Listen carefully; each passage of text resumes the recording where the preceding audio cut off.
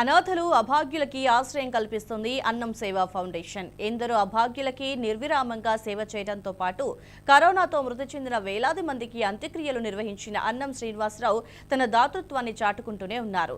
ఎన్నో సేవా కార్యక్రమాలు చేస్తున్న అన్నం శ్రీనివాస్ రెడ్డి ఓ మతిస్థిమితం లేని యువకుడిని అక్కున చేర్చుకుని వైద్య చికిత్సలు అందించి తిరిగి తల్లిదండ్రుల వద్దకు చేర్చి తన స్వచ్ఛంద సేవా దృక్పథాన్ని మరోసారి చాటుకున్నాడు. ఎవరా యువకుడు? అన్నం ఫౌండేషన్ చేసిన సేవ ఏంటి? Watch the story. ఓ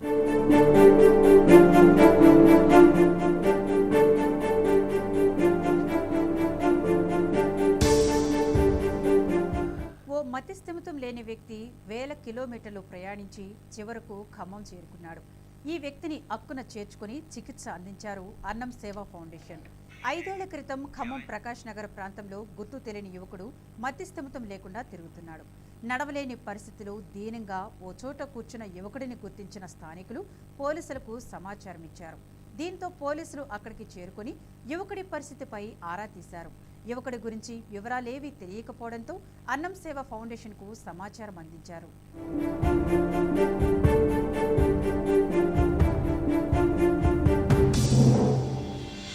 మతిస్థిమితం లేని యువకుడిని అక్కున చేర్చుకున్న అన్నం సేవ ఫౌండేషన్ సదరు యువకుడిని ఆసుపత్రిలో చేర్పించి చికిత్స అందించారు.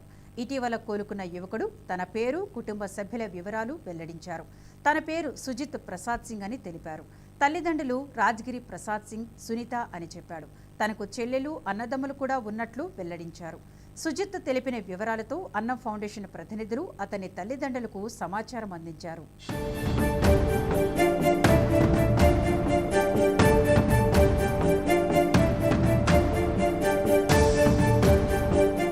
సుజిత్ ప్రసాద్ది పశ్చిమ బెంగాల్ రాష్ట్రంగా తెలుసుకున్నారు.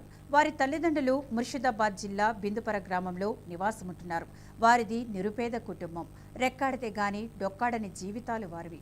కొడుకు విషయం తెలుసుకున్న సుజిత్ తల్లిదండ్రులు చాలా సంతోషపడ్డారు. కానీ తన కొడుకును తీసుకువచ్చేందుకు వారి వద్ద దారి ఖర్చులు కూడా లేని నిరుపేద కుటుంబం.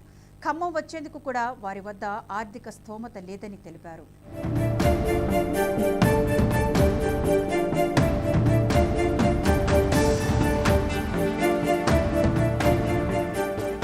సుజిత్ తల్లిదండ్రుల ఆవేదన విన్న అన్నం ఫౌండేషన్ అక్కడి స్థానిక పోలీసుల సహకారంతో అన్నం ఫౌండేషన్ ప్రతినిధి అన్నం శ్రీనివాసరావు సదరు యువకుడిని తీసుకొని పశ్చిమ బెంగాల్ వెళ్లారు. అక్కడి నుంచి వారి స్వగ్రామానికి వెళ్లి సుజిత్ను అక్కడి పోలీసుల సమక్షంలో వారి కుటుంబ సభ్యులకు అప్పగించారు. దీంతో అన్నం ఫౌండేషన్కు తాము ఎంతో రుణపడి ఉంటామని కంటతడితో కృతజ్ఞతలు తెలిపారు సుజిత్ తల్లిదండ్రులు.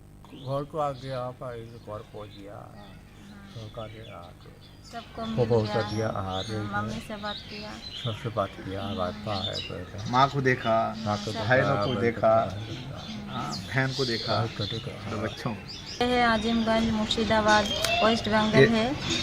बीनपाड़ा में मेरा घर है और मेरा भाई लाया है। आज छोड़ के जा रहे हैं। আমি ছেলে পেয়েছি, ছেলে এসছে বাড়িতে, সবার সঙ্গে দেখা হলো, ছেলে হারানো ছেলে পেয়েছি, सब परिवार संगे मिले जेते चला। గత 12 ఏళ్ల క్రితం సుజిత్ ప్రసాద్ మతిస్థిమితం కోల్పోయాడు. మతిస్థిమితంతో ఇంటి నుంచి వెళ్లిపోయిన తర్వాత సుజిత్ కోసం తల్లిదండ్రులు వెతకని చోటు లేదు, తిరగని ప్రాంతం లేదు.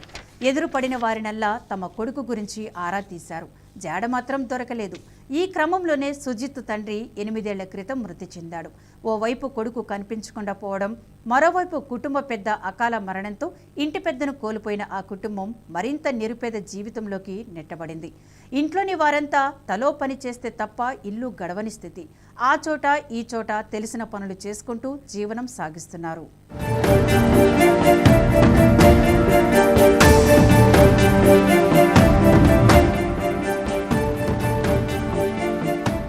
ఇంతలోనే కొడుకు బతికున్నాడనే వార్త విన్న ఆ తల్లికి ఆనంద భాష్పాలతో కన్నీరు ఆగలేదు. కొడుకుని చూసుకొని ఆప్యాయతతో హత్తుకొని ఏడ్చేసింది. అది చూసిన స్థానికులకు కంటతడి ఆగలేదు. తన కొడుకుని తనకు అప్పగించినందుకు తల్లి తెలిపిన కృతజ్ఞతల సన్నివేశం అందరినీ చెలింపచేసింది.